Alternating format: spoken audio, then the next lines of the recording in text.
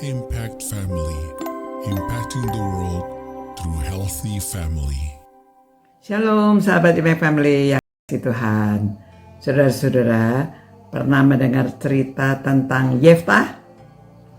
Mungkin sebagian sudah dan sebagian belum.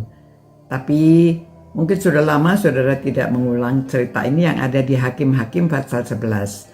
Saya bacakan ceritanya. Saya akan membagi menjadi 3 bagian supaya tidak terlalu panjang. Nah, saat ini saya akan membacakan dari ayat 1 sampai 11 untuk ceritanya.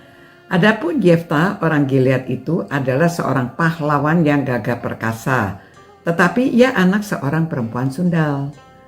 Ayah Yeftah ialah Gilead.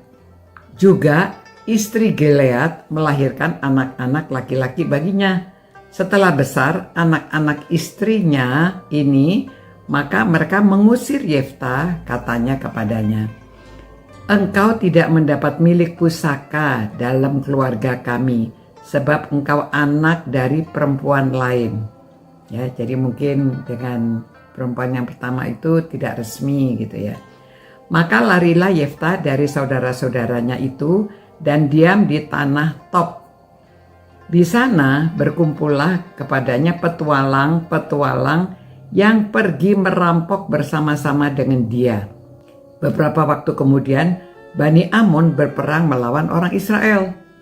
Dan ketika Bani Amon itu berperang melawan orang Israel, pergilah para tua-tua Gilead menjemput Yeftah dari tanah Tob. Kata mereka kepada Yeftah, "Mari, jadilah panglima kami, dan biarlah kita berperang melawan Bani Amon." Jadi kelihatan Yeftah memimpin rombongan perampok-perampok itu ya. Tetapi karena dia memang disebutnya pahlawannya gagah perkasa, maka mereka panggil dia, suruh dia pulang. Tetapi kata Yeftah kepada tua-tua itu, "Bukankah kamu sendiri membenci aku dan mengusir aku dari keluargaku? Mengapa kamu datang kepadaku maka waktu kamu terdesak?" Kemudian berkatalah para tua-tua Gilead itu kepada Yeftah, "Memang kami datang kembali karena sekarang kepadamu. Ikutlah kami dan berperanglah melawan Bani Amon. Maka engkau akan menjadi kepala atas kami, atas seluruh penduduk Gilead." Kata Yeftah kepada para tua-tua Gilead, "Jadi, jika kamu membawa aku kembali untuk berperang melawan Bani Amon, dan Tuhan menyerahkan mereka kepadaku, maka akulah yang akan menjadi kepala atas kamu." Ya, dia mengakui, jadi dia ini masih percaya bahwa Tuhan yang akan menolong dia kalau dia berperang. Lalu kata para tua-tua itu kepada Gilead, "Demi Tuhan yang mendengarkannya, sebagai saksi antara kita, kami akan membuat seperti katamu itu." Nanti dia dijadikan kepala ya. Maka Yeftah ikut dengan para tua-tua Gilead, lalu bangsa itu mengangkat dia menjadi kepala dan panglima mereka. Tetapi Yeftah membawa seluruh perkaranya itu ke hadapan Tuhan di Mizpah, ya, di tempat dia memberikan persembahan di Mizpah. Dia menghadap kepada Tuhan dan semua perkara itu disampaikan kepada Tuhan.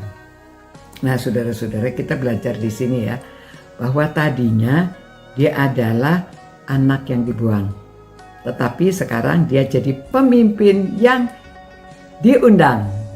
Ya, anak yang dibuang menjadi pemimpin yang diundang. Nah, saudara, kadang-kadang memang persoalan dalam keluarga ini ya, ada anak yang diremehkan, dipandang dia anak tidak sah, anak haram. Tapi Yeftah rupanya dia masih tetap percaya pada Tuhan. Ya, sehingga dikatakan di situ ya, bahwa Tuhan tetap membawa dia untuk menjadi pahlawan. Ya. Dan memang krisis bangsa itu terjadi selalu dengan Bani Israel ya. Dan pada di sini ya, karena memang tidak ada orang yang gagah perkasa, rupanya Yefta itu seorang yang gagah perkasa, dan dia dengan teman-temannya itu orang-orang yang rupanya mereka juga orang-orang yang preman-preman, yang perampok-perampok begitu ya. Tapi sama dia dilatih ya untuk sekalian itu supaya bisa rupanya dia memimpin mereka ya untuk melakukan perampokan dan lain-lainnya. Jadi orang-orang teman-temannya dia itu sudah dilatih untuk menghadapi musuh gitu ya. Nah di sini pada waktu rupanya perkara dia ini juga terdengarlah kepada keluarganya.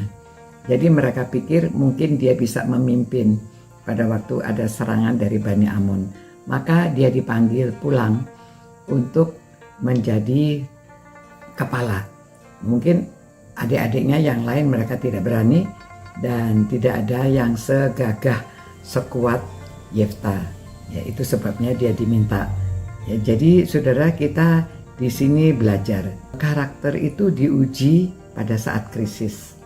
Ya, jadi orang-orang ini yang tadinya membuang Yefta, nah ternyata pada saat krisis begini Yefta juga diundang pulang karena dia dibutuhkan. Ya, jadi sebetulnya kalau ada orang jahat janganlah dibalas dengan kejahatan. Ya, karena seperti Yefta nggak bilang, oh rasain lu, aku nggak mau bantu kamu, nggak gitu juga. Dia memang pulang, oke, tetapi masalah yang sedang dihadapi atau sakit hati, kepahitan itu harus diselesaikan dulu.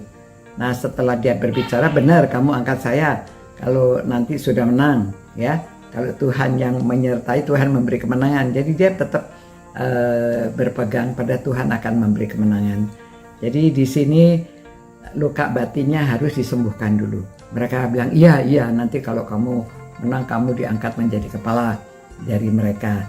Jadi di sini ya beberapa hal yang kita pelajari juga, walaupun dia itu disembuhkan, walaupun waktu itu dia udahlah dilupakan saja, tetapi ternyata masih ada luka batinnya. Jadi itu mereka itu kalau dia menjadi pemimpin yang sehat itu dia harus berani ya, harus berani konfrontasi dengan keadaannya, dibereskan dulu masalahnya. Setelah masalahnya beres baru dia bertindak. Kadang-kadang tuh kita jangan hanya deny, oh nggak ada masalah biar aja. Masalah harus diselesaikan ya. Jadi supaya keadaan clear, tidak membawa buntut yang panjang. Jadi dia juga komitmen setelah masalah diatasi. Jadi kita lihat ya, apapun yang dilakukan mereka mengadakan perjanjian di hadapan Tuhan. Dan Yefta juga minta semuanya itu disaksikan oleh Tuhan. Nah saudara, bagaimana dengan kita?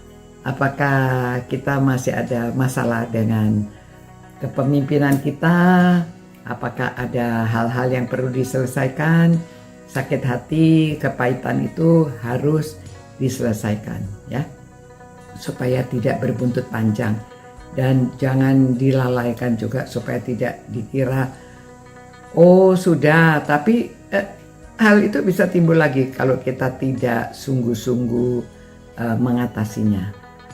Jadi sebaiknya kita selesaikan, dikelirkan semuanya, kemudian komitmen baru untuk benar-benar melayani Tuhan, melakukan pekerjaan Tuhan dengan baik.